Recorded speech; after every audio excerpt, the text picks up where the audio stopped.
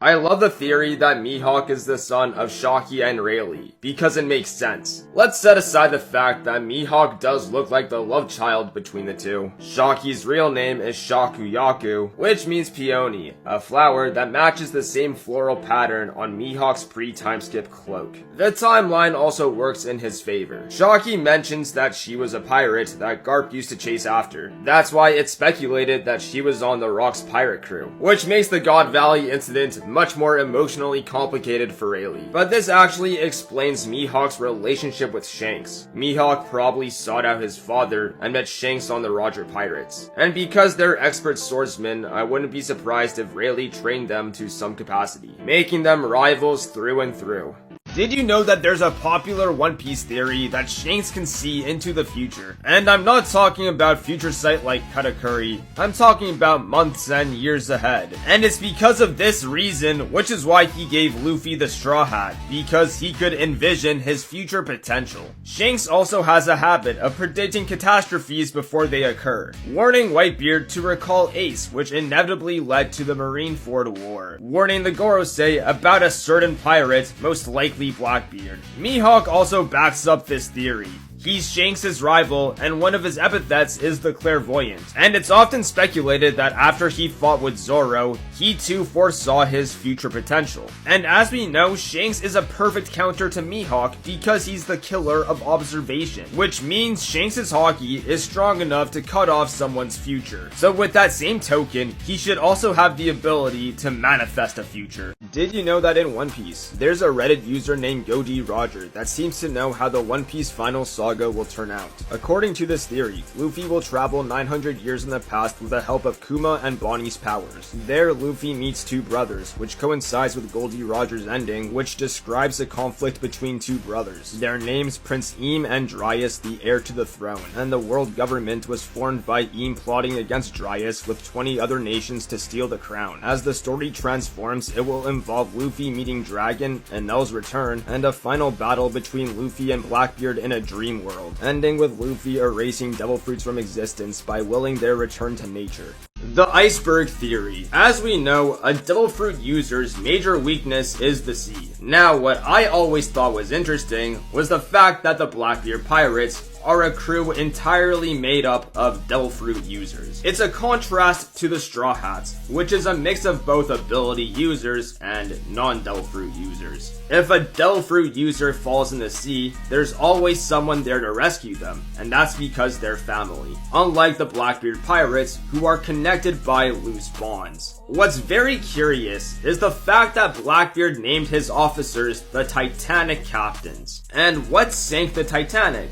Oh right, an iceberg. And who's allied with the Blackbeard Pirates? A walking iceman named Aokiji. And it's speculated that he's working undercover for Sword. Ergo, the walking iceman Aokiji will be the iceberg that sinks Blackbeard and his Titanic captains. The theory about the D clan. The D is a representation of Joy Boy's pirate crew, the Dawn Pirates, and each member of the D family is a descendant of Joy Boy's crew, who took the D initial in their names as a symbol of their camaraderie. It's actually a great parallel to the 9 Red Scabbards and their loyalty to Odin. Joy Boy itself is a pseudonym for the initials JB, and his real name is Jaguar Banks. And you guessed it, he's a giant. Which explains the giant frozen straw hat in Marie Joie, Elbaf's ties to the ancient kingdom, the ancestry of Jaguar D. Sol, and the infamous pirate song Binks' Sake, who was the original owner of the Nika fruit,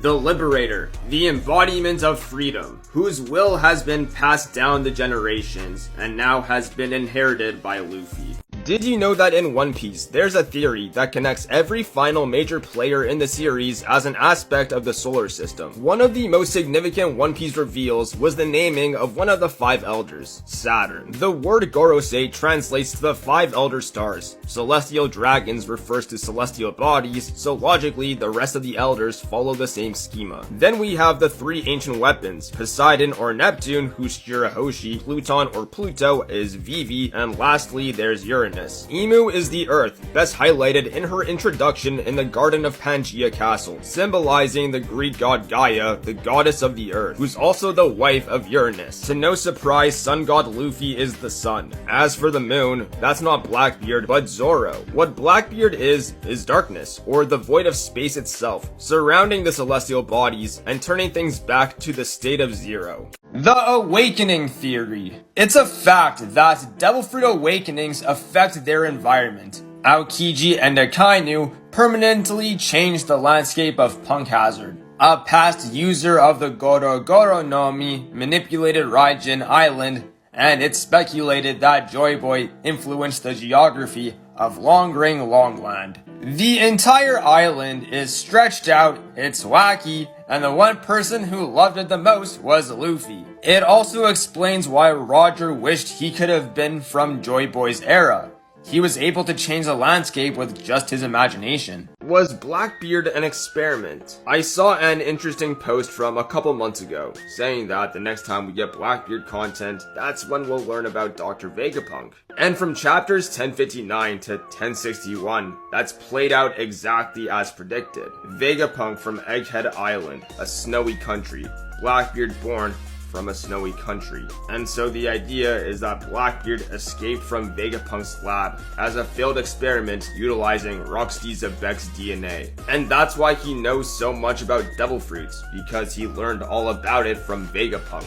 In One Piece, DNA, Hawkeye, it's all willpower. So possibly the reason Blackbeard went after Whitebeard was because Rox's hostility was embedded into his genetics, the literal embodiment of inherited will. This gives further reason to the nature of his biology and why his body is different. It's because he's an experiment. The Hawkeyes Theory. Mihawk's eyes exemplify his incredible observational prowess. He can see things others dismiss, like Luffy's true strength, which is his ability to rally everyone together. That's why his epithet is Hawkeyes. In Greek mythology, the hawk is known to be the messenger of the sun god and a descendant of the mythical griffin, which is the name of Shanks' sword. The griffin pulls the sun god's chariot and guards his divine treasure. The hawk and the griffin both support the sun god, which is why Mihawk and Shanks are some of the first people Luffy meets.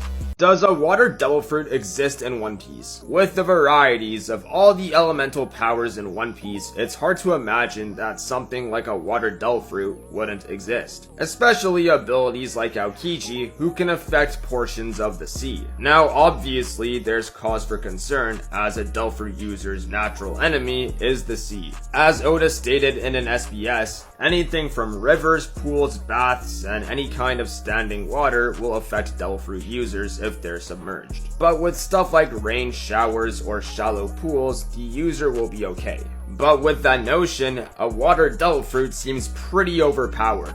But maybe that's the point. Perhaps the curse of the sea originates from the user of a water devil fruit, like a permanent alteration from an awakening. The other idea is that it's a paramecia devil fruit and the user is a waterbender. What do you guys think? Do you want to see a water devil fruit? The 3D2Y Theory. After all of the events at Marineford, Luffy embarks on his final mission, sending a message to his friends. He shows up to Marineford, rings the Ox Bell 16 times, gets his photo taken by the reporters, making sure they catch the inscription on his arm. 3D2Y. 3 days, 2 years. Taken a step further, and it's an amazing foreshadow.